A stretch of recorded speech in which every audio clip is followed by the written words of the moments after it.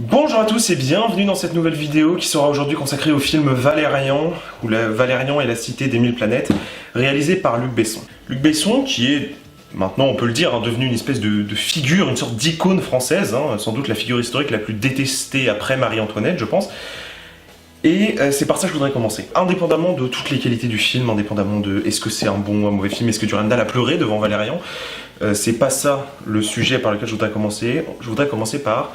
Il est impossible de voir et d'appréhender Valérian indépendamment de tout ce qui a été dit autour du film. On a beaucoup parlé du fait que c'était un enjeu économique énorme, du fait que c'était Besson, du fait que c'était l'un des premiers films français, le film français le plus cher de toute l'histoire du cinéma, que voilà, c'était un énorme pari, un coup de poker absolument monstrueux, et surtout, évidemment, puisque nous sommes des gens cyniques, vous et moi, on a adoré voir et lire les critiques américaines qui ont cassé du sucre sur le film, en disant oui, de toute façon, c'est nul, etc. Bon, indépendamment du fait que les Américains ont une petite tendance, notamment dans le milieu du cinéma, à être xénophobes avec les films qui les concurrencent sur leur propre terrain, si, je vous assure, je vous conseille de lire des interviews de Jean Dujardin, qui parle de la xénophobie américaine pendant sa course à l'Oscar. C'est particulièrement effrayant, et je pense que c'est en partie cet élément-là qui a fait que les critiques américaines n'ont pas, mais alors pas du tout, été tendres avec Valérian.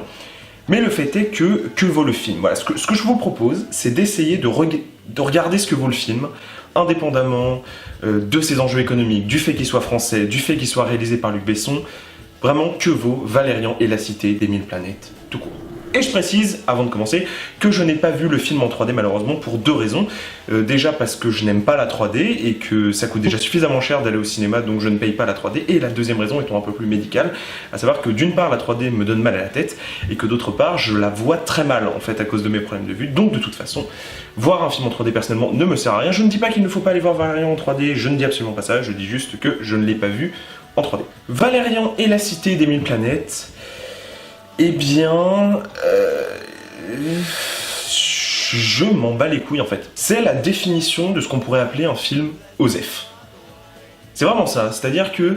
alors créativement, c'est vachement bien. Je veux dire, voilà, ça c'est un fait, c'est sûr, c'est une évidence. Je veux dire, personne ne viendra remettre ça en cause. Oui, il y a un foisonnement visuel incroyable. Oui, il y a une inventivité, une vraie recherche dans les designs des créatures, dans les décors, dans la façon de jongler avec plusieurs périodes, plusieurs styles, avec le rococo et le cyberpunk par exemple. Voilà, il y a un vrai travail esthétique, artistique derrière le film. Oui, c'est super que ça ait fait bosser des techniciens français. Oui, c'est super que les Français produisent enfin ce genre de film, etc. Oui, sur ce point-là, je suis d'accord. Mais le film est assez faible, en fait, et je pense que c'est assez particulier à expliquer parce que le film est divertissant. Moi, personnellement, je l'ai vu en avant-première, je ne me suis pas du tout ennuyé devant Valérian, il n'y a aucun problème là-dessus, notamment durant la première séquence, enfin la première partie du film, avec cette fameuse scène de course-poursuite là, spatio-temporelle, où ils sont dans deux endroits à la fois en même temps, enfin, qui est plutôt pas mal branlée, et qui est assez intéressante, je trouve, d'un point de vue de la science-fiction action. C'est quelque chose que on n'a pas beaucoup vu récemment, mais au-delà de ça, en fait le film coule tout seul, tranquillement. Il y a vraiment...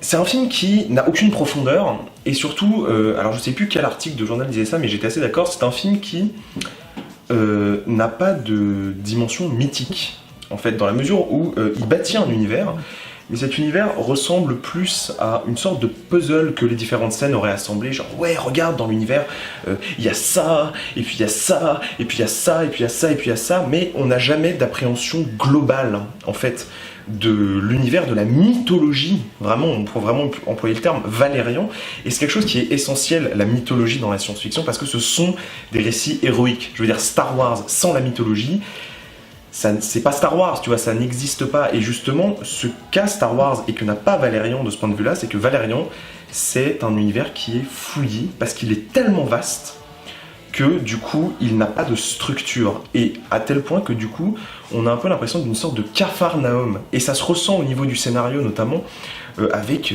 un nombre d'intrigues en même temps, mais...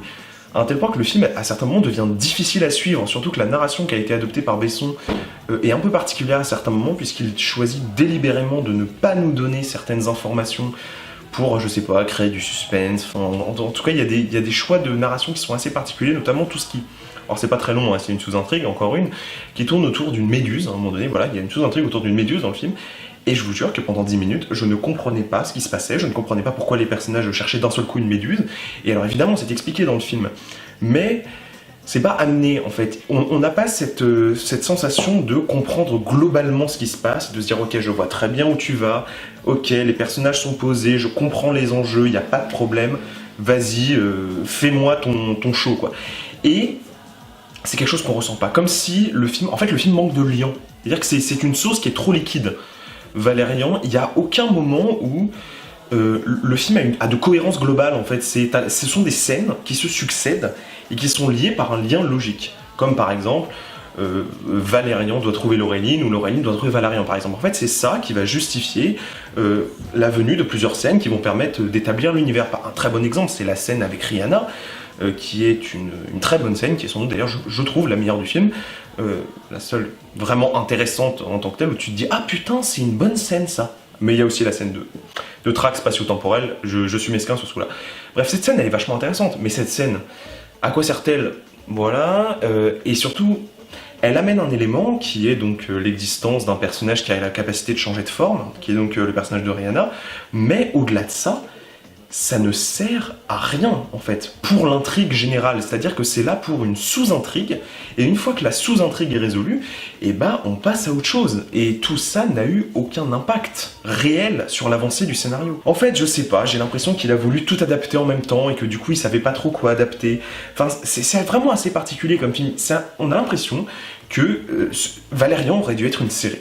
En fait c'est comme si on prenait Game of Thrones et qu'on en faisait un film de 2 heures, et que du coup il y a plein de trucs que tu comprends pas, où t'as l'impression que ils se sont dit dans leur tête de scénariste ah oui il faut à tout prix qu'on montre ça, mais du coup ça n'a pas vraiment de rapport avec l'histoire, mais il faut absolument qu'on montre, donc du coup on va le montrer quand même, et au final t'as vraiment l'impression d'une sorte de fouillis narratif, et tu comprends vraiment plus trop où est-ce que t'en es, à qui tu dois t'intéresser, où est-ce que tu dois t'investir émotionnellement, tu ne comprends pas, et du coup résultat, et bah tu t'investis nulle part. Et ça c'est un autre gros problème, c'est qu'il n'y a pas d'investissement émotionnel du tout dans ce film, et quand tu t'es censé suivre une aventure avec des personnages qui risquent leur vie, qui vont sauver le monde, etc., lorsque il n'y a absolument aucun investissement émotionnel pour les personnages, c'est vraiment un problème, parce que du coup, je m'en fous de ce qui se passe. Et c'est pour ça que vraiment c'est un film OSEF, c'est vraiment ça. C'est-à-dire que je me foutais de ce qu'il arrivait au personnage, je me foutais de qui mourait, je me foutais de l'intrigue, etc. Parce que j'avais bien compris que l'ambition de Besson, c'était je vais montrer l'univers de Valérian et Laureline. Mais sauf que ça, c'est pas faire un film. Ça, c'est faire un making-of sur l'univers de la BD. Et narrativement, Valérian n'a pas vraiment d'intérêt. Après, ça reste un divertissement, tout ce qui est plus correct, hein, je veux dire, je vais pas se mentir, enfin, c'est exactement du même niveau que ce que nous fait Marvel, tu vois, c'est lissé, il y a des idées à certains moments, mais les personnages sont plats, ne sont pas développés, les enjeux sont carrément pas intéressants, il n'y a pas d'investissement émotionnel, il y a absolument aucune dimension philosophique ou intellectuelle dans le film, enfin, c'est pas vraiment le but d'un autre côté, mais voilà, clairement, c'est pas l'objectif de Luc Besson, et ça se ressent vraiment pendant le film, donc du coup, résultat, qu'est-ce qui reste? Des jolies couleurs, des plans de caméra à la Besson, et vraiment une vraie, réelle volonté de faire une sorte d'étalage créatif, de regarde tous les designs qu'on a trouvés pour le film, on est trop imaginatif, etc. Alors oui, c'est bien, je suis content, moi, d'avoir 150 000 races d'extraterrestres. C'est intéressant parce qu'il n'y a pas beaucoup de réalisateurs qui vont à ce point-là, dans le niveau de détail, pour aller chercher la diversité, etc. Mais ça fait pas un film, quoi. Ça fait pas un film, et je sais qu'on va dire que... Je sais pas si on va m'accuser de participer au Besson bashing, parce que je n'ai absolument rien contre Luc Besson, moi je regarde ses films, tu vois. Je m'en fous de sa vie privée, je m'en fous de ce qu'il fait de ses impôts, je m'en fous s'il est de droite, tu vois, genre, j'en ai rien à battre, je regarde ses films, et Valérian m'a pas convaincu. Mais en même temps, il m'a pas déçu parce que j'en attendais rien, et il y a rien de foncièrement mauvais, c'est juste que c'est banal, c'est un film qui prend pas son envol, qui est trop liquide, voilà, c'est les métaphores culinaires, voilà, sont présentes dans cette vidéo. Vraiment, c'est sans saveur en fait, mais pas sans ambition, et du coup c'est un vrai problème de dire du mal de Valérian, parce que tu sens que le mec avait envie de faire un truc, et il a pas réussi, quoi, tout simplement. Il a pas réussi, peut-être parce que... Et pourtant, Luc Besson, tu vois, c'est ça que je comprends pas, c'est que Luc Besson, c'est quelqu'un qui a des idées, qui a du talent, qui a des moyens, parce que le film a quand même coûté 200 millions de dollars, enfin je crois 180 millions. Donc il y avait complètement moyen de faire un truc de ouf. Et je comprends pas. Je comprends pas. Tout simplement. Donc c'est pas une déception parce que j'en avais rien à foutre de Valérian. Je l'ai vu et j'en ai toujours rien à foutre de Valérian. Donc si vous avez envie de le voir, allez-y. Si vous avez pas envie, n'y allez pas. Vraiment, c'est pas une expérience de cinéma particulièrement intéressante. C'est Osef, quoi. Et il y a rien de pire, je trouve, qu'un film Osef. Tu vois, quand tu parles de cinéma comme ça en vidéo, genre, j'adore moi parler de films que j'aime, et c'est aussi agréable parfois de taper sur les films comme ça, parfois de façon limite injuste, mais quand il y a rien à dire, bah il y a rien à dire, quoi. C'est Osef. Et il y a vraiment rien de pire que ça, quoi. Voilà, j'espère que cette petite vidéo sur Valérian vous aura plu. Je vous invite à partager en commentaire votre avis sur le film, à laisser un petit pouce si vous avez aimé. Et puis moi je vous dis à plus pour de prochaines critiques. Ciao tout le monde.